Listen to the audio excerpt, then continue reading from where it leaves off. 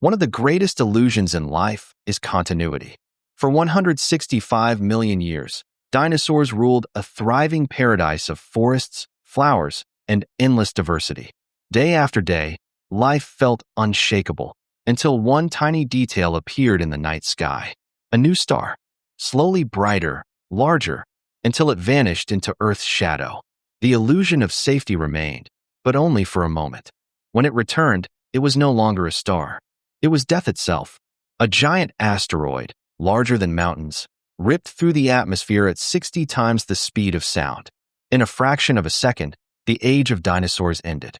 The impact unleashed the energy of billions of nuclear bombs, melted Earth's crust, triggered earthquakes beyond imagination, and raised tsunamis taller than skyscrapers. Within hours, wildfires circled the globe. Within days, sunlight disappeared, photosynthesis collapsed, and a global winter began.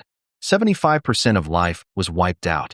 The dinosaurs' continuity, millions of years long, ended in an instant.